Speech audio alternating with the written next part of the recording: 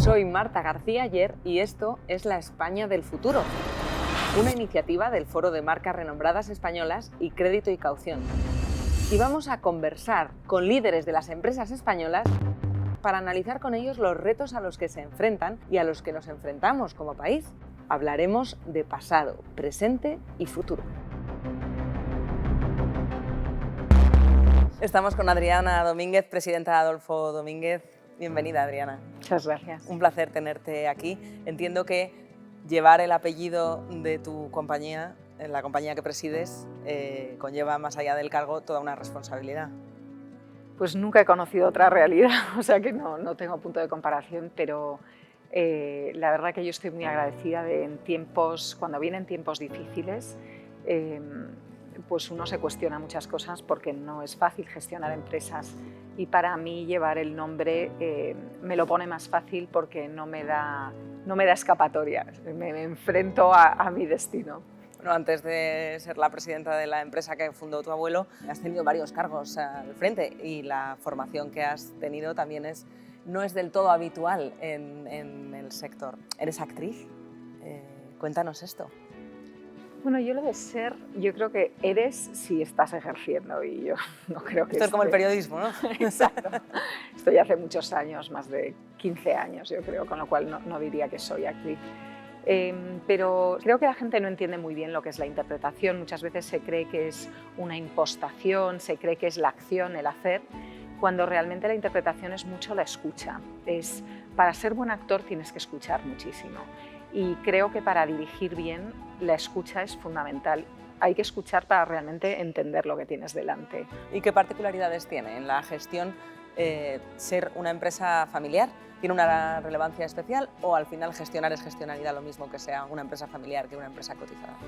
Bueno, yo creo que Adolfo Domínguez en estos momentos tiene un elemento familiar, pero es una empresa cotizada. Entonces las dinámicas son de empresa cotizada en bolsa, que difieren sustancialmente de las de una empresa familiar. Luego sí que tiene un cierto sabor y yo lo que procuro es que hay ciertos elementos de una empresa cotizada que son muy buenos, como son la transparencia y que se te exigen una forma, una disciplina de presentación de resultados que creo que es muy buena para las empresas porque te mantiene en forma. Y luego hay cosas de las empresas familiares que también creo que son muy buenas. Tienden a fomentar un entorno más humano, con más cariño hacia las personas que forman parte del proyecto, con más longevidad en el proyecto y muchas veces más compromiso. Y yo intento un poco coger lo mejor de los dos lados. Venimos de una pandemia que ha supuesto muchas complicaciones. ¿Cuáles crees que han sido las claves para estos últimos resultados, para este presente que parece que funciona? Creo que lo natural de las empresas es que nazcan y mueran, más o menos en una generación, porque nacen para dar servicio a una necesidad que existe en la sociedad y luego las necesidades van cambiando. Y hay muy poquitas empresas que sepan reinventarse para seguir siendo relevantes para su cliente, que es lo que importa.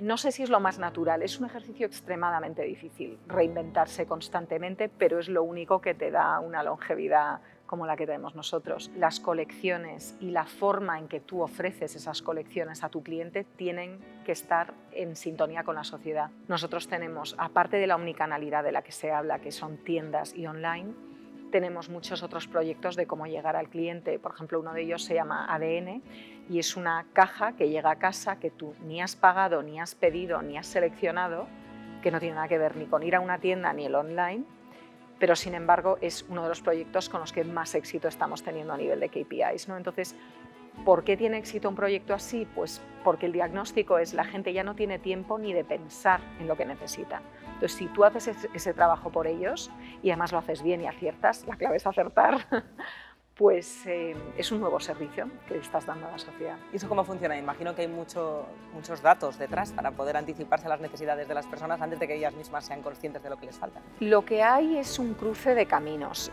Hay un cuestionario de estilo profundo, una conversación con un personal shopper para realmente entender cómo es esa persona y cómo aborda su vestuario y su imagen.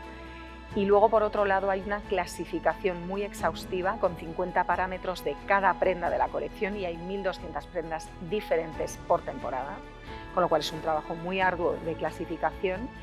Y luego es un 0-1, hay un algoritmo que va haciendo un macheo de lo que dice esa persona que quiere o no quiere con cómo hemos clasificado la colección. O sea que eso es innovación al servicio Pura. de la moda, pero también Sí. de los clientes. Hay mucha tecnología detrás de la moda que vemos. Hablabas de la importancia de renovarse, de adaptarse, pero también de permanecer. Esa campaña por la que Adolfo Domínguez fue premiado en 2021, Sé más viejo, resulta muy provocadora, teniendo en cuenta que la moda siempre se ha entendido como el cambio constante. Es muy llamativo, es una campaña que la lanzamos, lleva varios capítulos, pero el primero lo hicimos con gente mayor, pero no mayor, esto que llaman silver fox, que es un zorro plateado. Que eso es gente en sus 50, ¿no? Que tienen muchos atributos de juventud, pero están un poco grises. Eso sí que se utiliza desde hace un tiempo en moda. Nosotros fuimos más allá y trabajamos con gente con 70, 75 años, que eso ya es otra liga. Aunque parezca mentira, estamos consiguiendo rejuvenecer muchísimo a nuestro cliente y ahora mismo el tipo de cliente que más crece en Adolfo Domínguez es el de 18 a 24 años. ¿Y qué otras estrategias de diferenciación crees que tienen más futuro? Nosotros en la empresa creemos mucho en la sostenibilidad. Entonces yo creo que eso es importante porque aunque ahora hay un porcentaje no muy alto de clientes que están dispuestos a pagar un premium por tener producto sostenible, porque esa es otra cosa que hay que entender. La moda sostenible no es más barata, es o igual o un poquito más cara, pero más barata no va a ser. Entonces ahí hay un sacrificio que hay que hacer. Como clientes tenemos que estar concienciados de que si ese es el futuro que tenemos que producir para el planeta, tiene un coste y hay que aprender a consumir de otra forma.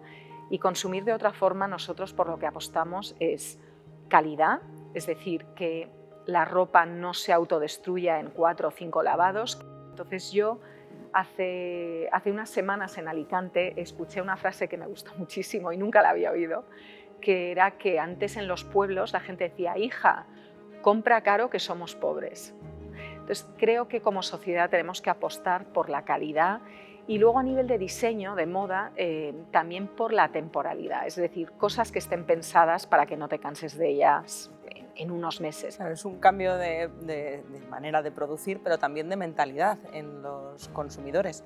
La idea de que como de mal visto o bien visto puede estar cambiar de armario cada poco. Yo creo que el consumidor tiene poder para cambiar las cosas con donde invierte su dinero, las empresas a las que apoya con su consumo, y también creo que tiene una responsabilidad.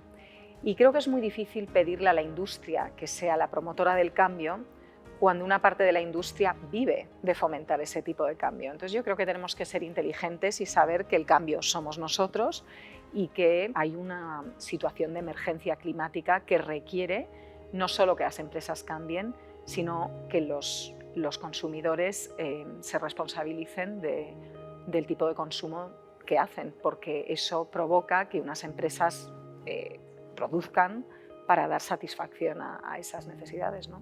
Está la emergencia climática y también hemos vivido muchas otras situaciones de emergencia y de crisis en los últimos años que a las empresas les han afectado y mucho. ¿A vosotros os han afectado mucho estas circunstancias? ¿Habéis tenido que reinventaros? Sí, nosotros tenemos el 55% de nuestras 350 tiendas que hay en total, 55% están fuera de España. Con lo cual, más allá de dinámicas europeas, a nosotros nos ha afectado todo lo que son movimientos mundiales relacionados con pandemia. Y lo que nosotros hemos decidido hacer es acelerar una cosa que llamamos nearshoring, que es traer producción a cercanía.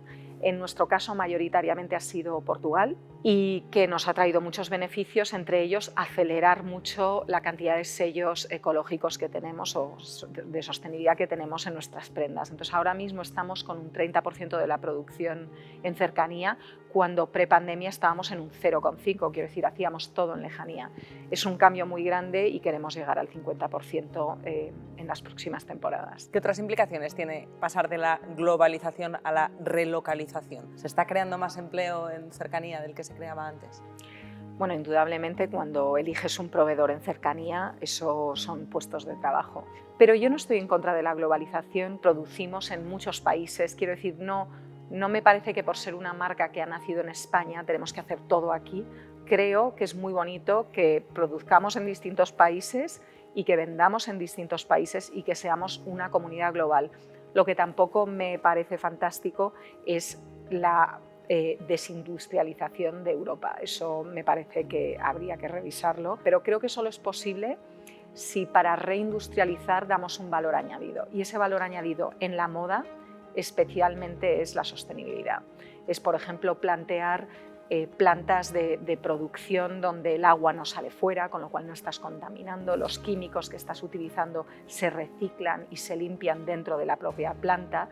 Eso a veces es mucho más difícil asegurarlo en un país más lejano, con lo cual si ofrecemos algo diferente yo creo que hay una gran oportunidad. Y estando presente en decenas de países como está Adolfo Domínguez, imagino que también con todo lo que debes de viajar, la visión de España desde fuera se tiene de otra manera. España ha ido ganando muchísima reputación empresarial a lo largo de los últimos 20, 30, 40 años. Y también lo latino, o sea, si nos englobamos España dentro de un movimiento hispanoparlante, creo que también hay una reputación muy grande. Es que España tiene la particularidad de ser el único país, según un estudio que hizo el Real Instituto Elcano, en el que nos vemos peor a nosotros mismos de lo que nos ven desde fuera. Esto pesa a la hora de innovar, de emprender, de salir fuera, de emprender proyectos, el tener una autoestima baja como país. Creo que no es una actitud que te puedas permitir, creo que no es práctica. Y si algo podemos decir de los mercaderes del mundo es que son gente muy práctica. Y yo diría que la clase empresarial y los ejecutivos de este país son gente muy optimista, muy lanzada. Yo veo que somos, bueno, en foros económicos por los que me muevo, somos un país muy respetado, muy moderno, muy contemporáneo. Con lo cual yo soy muy optimista, yo no lo veo así. Y Adriana, con ese optimismo que planteas, ¿cuáles serían los retos de futuro para la economía española? ¿Qué crees que deberíamos tomarnos con máxima prioridad? La capa de bienestar y la capa de cultura y el mecenazgo cultural se posan encima de un muy buen funcionamiento económico de una sociedad. Entonces creo que es importante que cuidemos la economía, que entendamos cómo funciona la economía, y para entender la economía hay que entender qué es lo que motiva a las personas a emprender, a trabajar, a hacer cada vez las cosas mejor, a ser competitivos a nivel internacional, cuidarnos, cuidar de nuestros niños, nuestros mayores, cuidar de nuestros artistas, nuestra cultura. Creo que tenemos que cuidar el espíritu de las personas que quieren crear economía, que quieren crear puestos de trabajo, que quieren hacer empresas y emprender aventuras que son las que luego, a través de sus impuestos, costean todo lo otro de lo que está compuesto la sociedad. ¿Crees que la educación puede ayudar también a esa visión de la economía más holística, más general? Bueno, yo creo mucho en las humanidades. Creo que en la educación creo que es un error ser excesivamente materialista y concreto. Creo que la abstracción, la filosofía, el saber utilizar las manos, creo que son cosas muy importantes porque forjan carácter. Y cada día pienso también más que en la educación, aparte de saber cosas, creo que es muy importante el carácter. La vida es muy compleja y puedes tener años enteros donde todo es fácil, pero en algún momento las dificultades vienen, y creo quizás que un gran peligro para una sociedad es hacerse excesivamente cómoda o excesivamente blanda.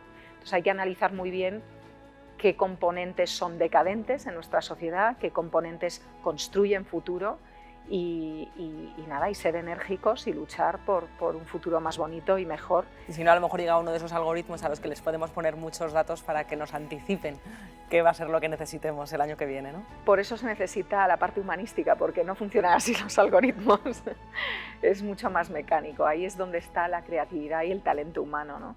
El que conectemos con la sociedad o no tiene mucho que ver con la dirección creativa y con que las colecciones tengan magia, y eso tiene un componente totalmente creativo y no replicable por una máquina. Pues muchísimas gracias, Adriana, un placer. Gracias a ti.